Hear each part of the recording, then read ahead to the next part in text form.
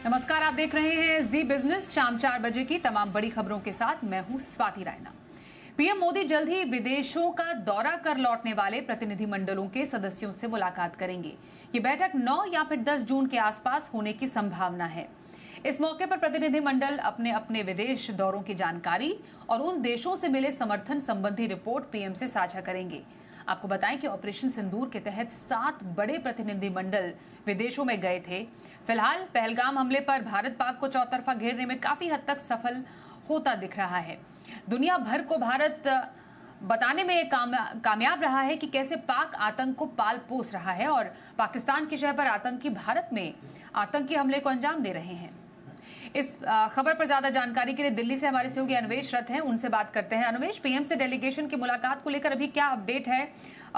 ऐसा कहा जा रहा है 9 या 10 जून के आसपास ये बातचीत हो सकती है तमाम रिप्रेजेंटेटिव से। जी बिल्कुल, आपने सही कहा। सबसे पहले जिस तरीके से बैजंत पंडा के साथ जो पूरी डेलीगेशन जो टीम 1 थी बेसिकली, वो जो कुवैत, सऊदी, अल्जीरिया और तमाम वेस्टर्न मिडल ईस्ट कंट्रीज़ में गए थे, वो वापस आ चुके हैं। आने के बाद पहला डीब्रीफ जो था वो उन्होंने एस जयशंकर जो एक्सटर्नल अफेयर्स मिनिस्टर हैं उनके साथ की है। उनको पूरी जानकारी दी है। आज लगभग 2:30 बजे के आसपास ये मीटिंग शुरू हुई थी, जहाँ पे बैजंत पंडा की अध्यक्षता में जो टीम गई थी वो एक्सटर्नल अफेयर्स मिनिस्ट्री पहुंची थी। एस जयशंकर भी वहां पे मौजूद थे, जिनको ये पूरी डीब्रीफ दी गई थी कि किस तरीके से क्या क्या बातें हुई जब वो अलग अलग देशों में गए थे। और इसी के साथ जब सारी टीमें वापस आ जाएंगी तो सारी टीमें मिल के ये जो ऑल पार्टी डेलीगेशन है ये मिल के पीएम के पास जाएंगे और पीएम को बेसिकली ब्रीफ करेंगे कि किस तरीके से ये पूरा कार्रवाई किया गया है। जैसे कि आपने देखा होगा, इससे पहले बहुत पहले एक बार हुआ था जब जो ऑपोजिशन के लीडर्स थे वो मिलके विदेश गए थे, जब भारत और पाकिस्तान के बीच में पिछली बार हुआ था। लेकिन इस बार जिस तरीके से ये किसी बीजेपी या किसी एक पार्टी का ये डेलीगेशन नहीं था, यहाँ पे आप असदुद्दीन ओवैसी से लेके कांग्रेस के शशि थरूर से लेके आप बीजेपी के बैजंत पंडा को देखते हैं जो डेलीगेशन लेके अलग अलग देशों में जा रहे हैं। अभी हाल में ही पीएम जो है वो जम्मू जाने की दौरे पे जाएंगे और उसके वहाँ से वापस आने के बाद पीएम को ये डीब्रीफ दिया जाएगा कि अलग अलग देशों में जाके जो हमारी डेलीगेशन ने पाकिस्तान की सच्चाई दिखाने की कोशिश की है वो कितनी सफल रही है और बाकी देशों ने किस तरीके से इस सिनेरियो को किस तरीके से पढ़ा है, कितना समझा है और कितने कामयाब हम पाकिस्तान को एक रोग स्टेट प्रूफ करने में सफल हुए हैं। बिल्कुल, वाकई अनुवेश, क्योंकि मकसद ही यही था कि पाकिस्तान के नापाक हरकतों को इंटरनेशनल फोरम में उजागर किया जाए। और जिस तरीके से हमने देखा तमाम पार्टियों के जो रिप्रेजेंटेटिव शामिल हुए वो भारत की एकता को भी दर्शाने में काफी ज्यादा हद तक कामयाब रहा है।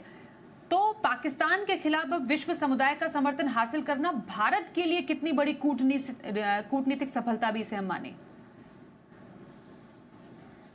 जी देखिए, अगर आप देखें ऑपरेशन सिंदूर से पहले, जब ऑपरेशन सिंदूर शुरू भी नहीं हुआ था, पहलगाम अटैक हुआ था 22 अप्रैल को। उसके बाद हमने देखा था लगभग G20 के सारे मेंबरान स्टेट जो हैं वो एक्सटर्नल अफेयर मिनिस्ट्री, उनके जो एम्बेसडर्स हैं जो भारत में हैं उनको MEA में बुलाया गया था, एक्सटर्नल अफेयर्स मिनिस्ट्री में बुलाया गया था। उनको बताया गया था और ये दिखाया गया था कि किस तरीके से पाकिस्तान भारत में लगातार अटैक करने में पाकिस्तान का हाथ रहा है। चाहे आप कसाब की बात करें जो पाकिस्तान के बहावलपुर के ट्रेनिंग सेंटर में ट्रेन हुआ था और भारत में उसने 26/11 का अटैक को अंजाम दिया था। वहीं पे अगर आप बात करें पार्लियामेंट अटैक में जिस तरीके से पाकिस्तान का डायरेक्ट इन्वॉल्वमेंट रहा है, अगर आप देखें पिछले कई सालों से पाकिस्तान का भारत में जो टेररिस्ट अटैक हुआ है उसमें डायरेक्ट इन्वॉल्वमेंट और इनडायरेक्ट इन्वॉल्वमेंट देखा गया है।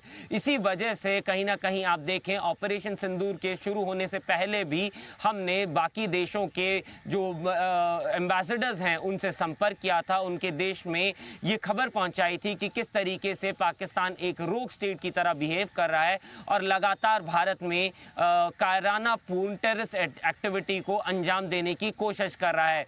कई बार इन टेररिस्ट एक्टिविटीज़ को विफल भी किया गया, लेकिन जब भी हमने देखा पाकिस्तान का इन्वॉल्वमेंट लगातार सामने आया है।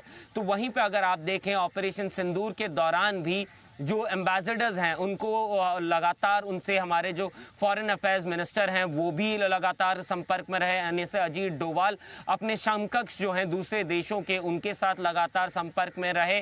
तो अब अगर देखेंगे तो फॉरेन मिनिस्ट्री पूरी इसमें सक्षम रही है और लगातार वो जो है फॉरेन कंट्रीज के जो लीडर्स हैं उनके साथ लगातार बातचीत करते रहे। ऑपरेशन सिंदूर से पहले, ऑपरेशन सिंदूर के दौरान और अभी भी जब ऑपरेशन सिंदूर जारी है, तो कहीं ना कहीं अगर आप देखें तो भारत की ये कूटनीतिक एक विजय है जब आप पाकिस्तान को अलग थलग खड़ा कर रहे हैं और ये प्रूव कर पा रहे हैं अपने डॉक्यूमेंट, अपने डॉसियर के साथ कि पाकिस्तान एक रोग स्टेट है जिस पे भरोसा नहीं किया जा सकता है।